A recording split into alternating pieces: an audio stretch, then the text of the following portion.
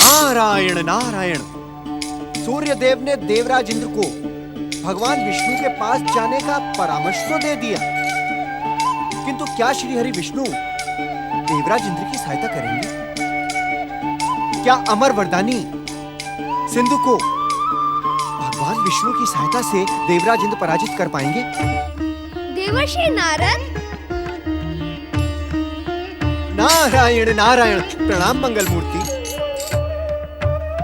सत्य कहे देवर्षि, ये प्रश्न आप स्वयं से पूछ रहे थे अथवा परम देव श्री महागणेश से? अचानक आपके दर्शन पाकर मैं धन्य हुआ गौरीपुत्र गणेश। आप तो सदा माता पार्वती और पिता भोलेनाथ के पास कैलाश पर विराजमान रहते हैं, फिर आज आकाश भ्रमण पर। देवर्षि, क्या आपने कैलाश जाकर यह जानने का प्रयास किया कि इस समय कैलाश पर माता पिता की सेवा में कौन विराजमान है? मंगल मूर्ति, पिछले लंबे समय से मेरा कैलाश जाना नहीं हुआ है। मैं देवी अदिति की प्रार्थना लेकर कैलाश अवश्य गया था, किंतु तब भी आपसे अथवा अन्य किसी से मेरी भेंट नहीं हुई थी। ये भी तो हो सकता है देवर्षि कि आपके मन में किसी और के दर्शनों की कामना ही ना हो। अब बिना कामना के तो आपको कोई दर्शन नहीं देगा ना। नारायण नारायण। मैं जानता हूँ देवर्षि, आपके इस नारायण नारायण में हर संकेत छुपा रहता है, परंतु इस समय मैंने आपको किसी विशेष उद्देश्य से दर्शन दिए हैं। विशेष उद्देश्य से? वो क्या है मंगल मूर्ति? मेरे बताने के पहले ही वह उद्देश्य आपके सामने आ जाएगा देवर्षि। मैं तुम लोगों के साथ नहीं रहूंगी। तुमने मेरे साथ छल किया है। मैं इस कारागार में नहीं रहूंगी। मंगल मूर्ति, किंतु ये तो दैत्य माता अदिति की पुकार है। ऐसा प्रतीत होता है कि किसी बात से रुष्ट होकर दैत्य माता अदिति का क्रोध जाग गया है। वे तो हर बात से रुष्ट होती है देवर्षि। मैं तुम लोगों के साथ नहीं रहूंगी। किंतु ये स्वर तो तारकासुर के पुत्र तारकाक्ष की स्वर्णपुरी से आ रहा है। क्या दैत्य माता अदिति स्वर्णपुरी पहुंच गई? हाँ देवर्षि, दैत्य गुरु शुक्राचार्य का परामर्श मिलते ही तारक पुत्र उन्हें अपने साथ ले गए। नारायण नारायण। अब तो इस संसार में दैत्य माता अदिति का क्रोध ही प्रभावी हो जाएगा। नारायण नारायण। तुम लोगों ने मेरे साथ छल किया है। मैं इस कारागार में कदापि नहीं रहूंगी। मेरी बात सुने दैत्य माता। नहीं, मैं तुम लोगों की कोई बात नहीं सुन सकती। एक क्षण भी यहाँ नहीं रुक सकती। यदि मुझे रोकने का प्रयास किया तो परिणाम तुम सबके हित में नहीं होगा।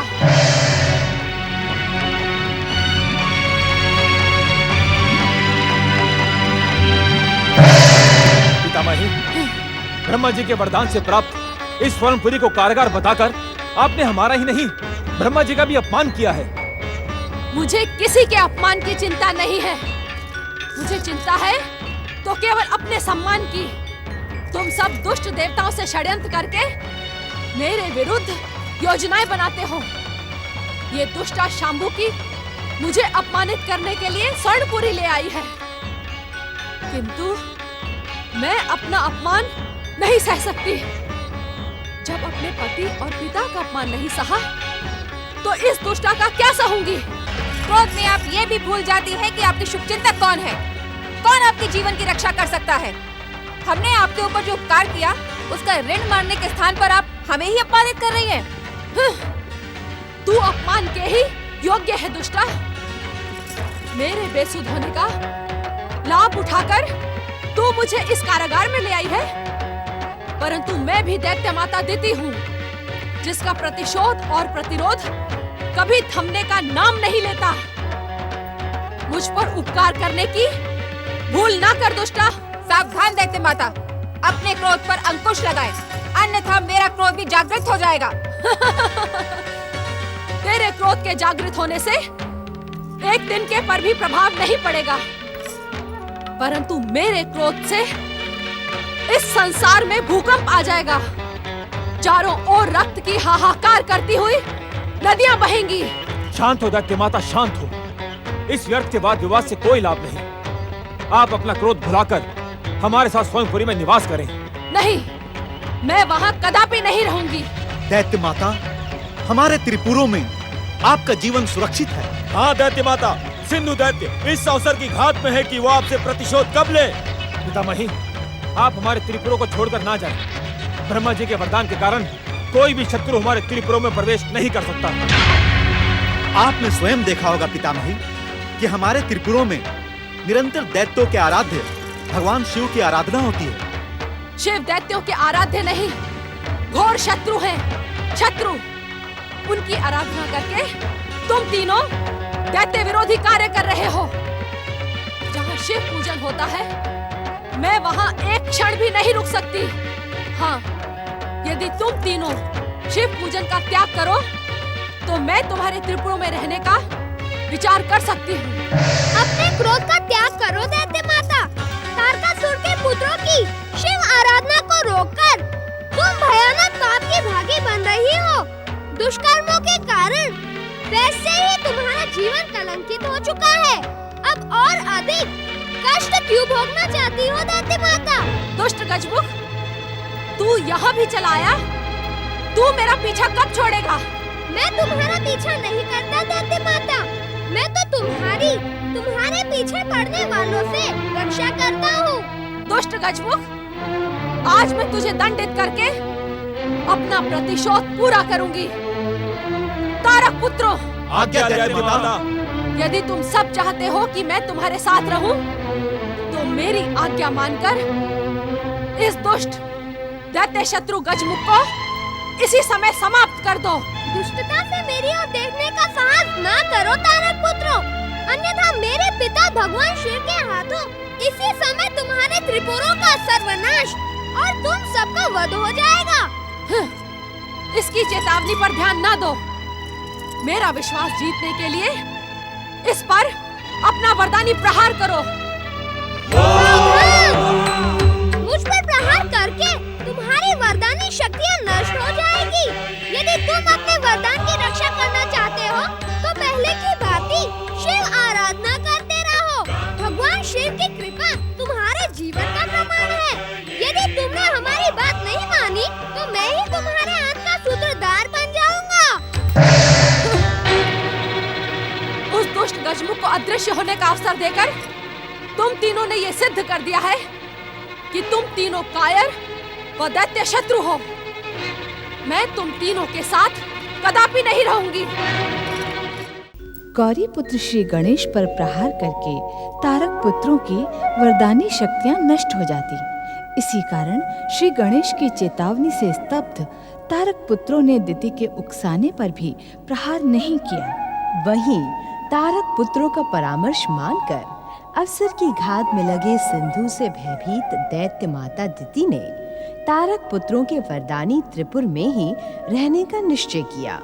दूसरी ओर वरदानी सिंधु दैत्य की माता उग्रा लंबे समय के बाद उसे आशीर्वाद देने के लिए पुकार रही हैं। प्रकट हो, मैं तुम्हारी स्वर्ग विजय से अत्यंत प्रसन्न हूँ पुत्र। शीघ्र प्रकट होकर अपनी माता का आशीर्वाद प्राप्त करो पुत्र। जन्म देने वाली माँ की उपेक्षा ना कर पुत्र। मेरे सामने आ पुत्र। माता का आशीर्वाद पुत्र के भविष्य को सुखमय बना देता है। पुत्र सिंधु, मेरे सामने शीघ्र प्रकट हो पुत्र, शीघ्र प्रकट हो। तुम मेरी माता हो, इस पर तो किसी को भी संदेह नहीं, परंतु इस समय तुमने स्वर्ग सम्राट सिंधु को पुकार कर यह सिद्ध कर दिया कि तुम्हारे भीतर माता के योग्य हृदय नहीं है। ऐसा क्यों कह रहा पुत्र? सत्य कह रहा हूँ माता। माता तो कभी स्वार्थी नहीं होती। मुझे स्वार्थी कहकर मेरा अपमान ना कर पुत्र। स्वार्थी ना कहूँ तो क्या कहूँ माता? आज जब अपनी अमर वरदानी शक्ति से हमने स्वर्ग पर अधिकार कर लिया है, तब तुमने मेरा स्मरण किया। उस समय तुम कहाँ थी जब मयूरेश्वर श्री गणेश के प्रहार से मैं अचेत होकर समुद्र तल में पड़ा था? मुझे तुम्हारे अचेत और आहत होने का कोई समाचार नहीं मिला पुत्र।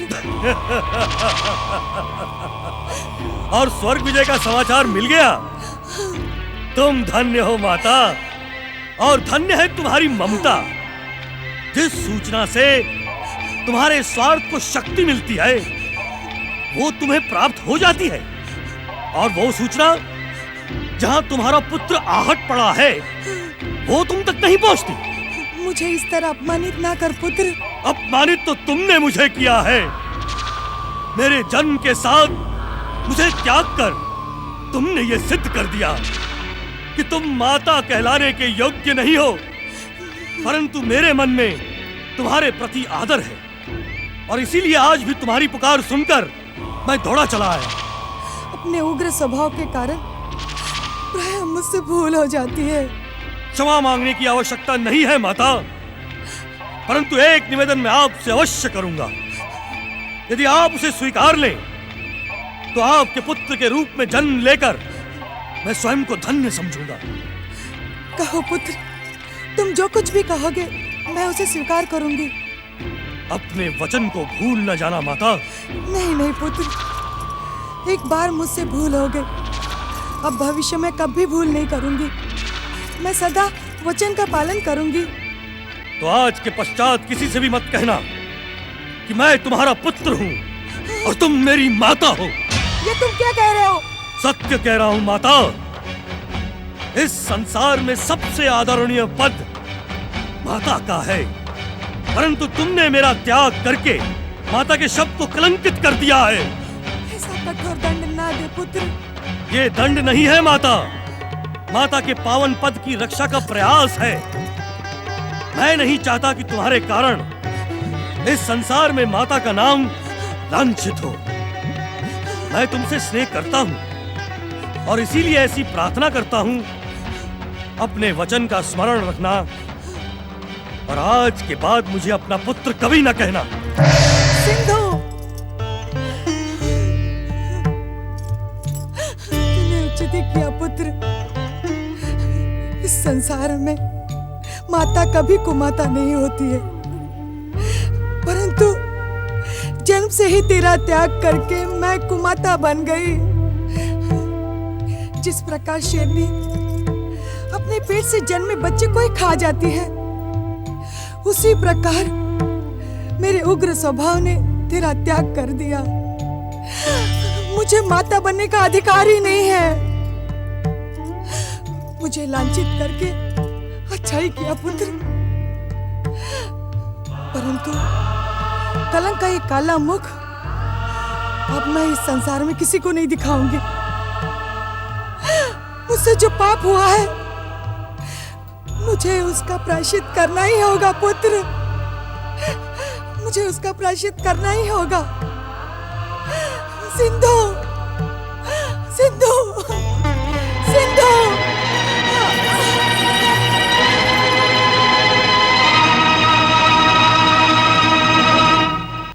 मयूरेश्वर श्री गणेश कभी भी सिंधु का वध नहीं करेंगे। हमें जीवन भर ऐसे ही भटकना होगा। धैर्य धारण करे देवराज। कैसे धैर्य धारण करूं? मैं जानता हूं कि शिव दैत्यों के आराध्य हैं। वे अपने पुत्र मयूरेश्वर को कभी भी उनके विरुद्ध जाने की आज्ञा नहीं देंगे। ना ही सिंधु का वध होगा और ना ही हमें स्वर्ग का सिंहासन प्राप्त होगा। सावधान देवराज, आज देवताओं की दुर्दशा का कारण आप ही हैं। आपने अपने अभिमान में रहकर सदा शुभ शक्तियों की उपेक्षा की और आज फिर आप देवादिदेव महादेव शिव पर आरोप लगा रहे हैं। अग्निदेव, मुझे उत्तेजित करने की भूल ना करें। परंतु हम शुभ शक्तियों की आलोचना नहीं सुन सकते देवराज।